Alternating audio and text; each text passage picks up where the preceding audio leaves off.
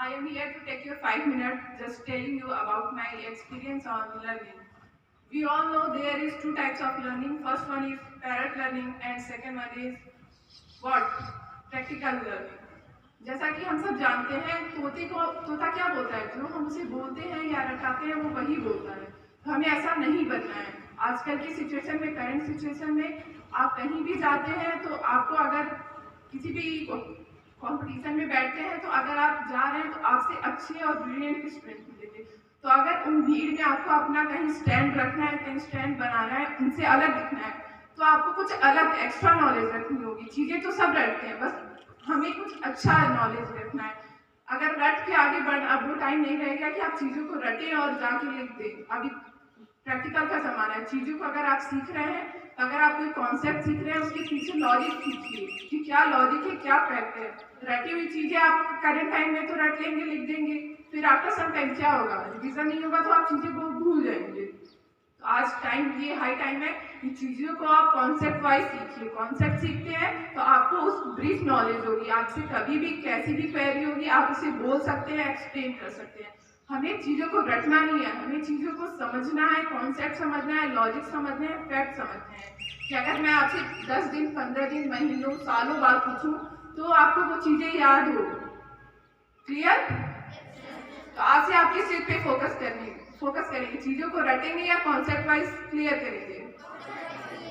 Very good. जैसे कि आप सब ने जानते होंगे, as you know, Sanskrit slogan काक चेष्टा बको ध्यानम, उसमें आप स्टूडेंट्स के लिए 5 सिम्टम्स, मतलब जो भी लक्षण दिए गए वो दिए गए। First one is, anyone can tell me, पहला लक्षण क्या होता है आइडियल स्टूडेंट्स के लिए?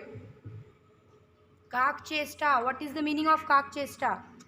कुछ बताइए, ऐसा कुछ नहीं है कि आपको यहाँ फर्स्ट प्राइज मिलेगा, आप खुद बताइए।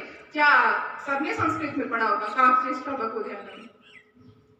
आपका फर्स्ट ऑफ ऑल आपका जो एम है वो क्लियर होना चाहिए। उस एम को पाने के लिए आपको इतनी मेहनत करनी है, जैसे कौवे को अपने लक्ष्य के लिए पता होता है कि कितनी मेहनत करनी है, तो आपको अपने एम के लिए उतनी मेहनत, कितना हार्ड एफर्ट डालना है। ओके?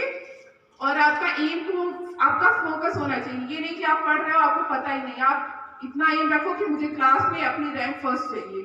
उस एम के लिए आप एफर्ट डालो, पढ़ो कि हाँ नहीं मुझे सबसे बेस्ट करना है, कहीं स्टैंड करना है।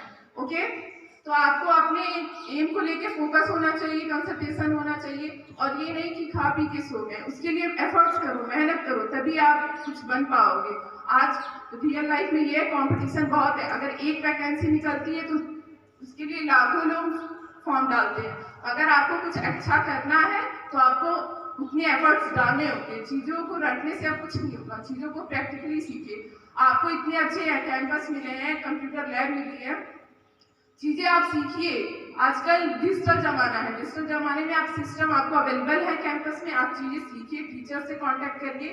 प्रोग्रामिंग बहुत मेन फैक्ट होता है प्रोग्रामिंग का। कोडिंग क्या होता है, हर एक बच्चा हो या बड़ा हो आप सबको कोडिंग सीखनी चाहिए। कोडिंग क्या है? कोडिंग आपकी माइंड डेवलपमेंट स्किल को डेवलप करता है कि आप कितना सोच सकते हो, कहाँ तक सोच सकते हो। लॉज कोडिंग क्या है? कोडिंग कुछ भी नहीं है, बस आपकी माइंड डेवलपमेंट के लिए कि आप कितना सोच सकते हो, क्या लॉजिक लगा सकते हो। मैं आज सबको यही बोलूंगी कि आप चीज़ों को सीख रहे हैं, आपके टीचर्स आपको बता रहे हैं तो चीज़ों को सीखिए। रटने का ज़माना नहीं रह गया है, चीज़ों को कॉन्सेप्ट वाइज रखिए। अगर आपसे टीचर्स कहीं से भी कोई भी क्वेरी करते हैं तो आप उस टॉपिक पे आपकी इतनी अच्छी कमांड हो कि आपसे कैसे भी क्वेश्चन किए जाए तो आप उस चीज़ को क्लियरली रिस्पॉन्स कर सको। चाहे वो मैं आपसे, अगर 5th का सिलेबस है तो मैं आपसे 2 साल बाद 7th स्टैंडर्ड में पूछ रही हूँ तो भी आप वो चीज़ें बता सको। ओके?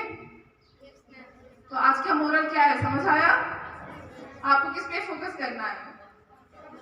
कॉन्सेप्ट लर्निंग पे। चीजों को सीखिए, समझिए क्या बैकएंड में लॉजिक चल रहा है, फैक्ट क्या है उसके, इस चीज पे फोकस करिए। कंपटीशन बहुत टफ है, अगर आपको कहीं स्टैंड करना है तो आपको उतना एक्स्ट्रा एफर्ट करना होगा। सिर्फ पढ़ के डिग्री लेने से कुछ नहीं होगा, आपको नॉलेज गेन करनी है। अपने खुद का, अपने कॉलेज का, अपने पेरेंट्स का नाम रोशन करना है। Do work hard. ओके?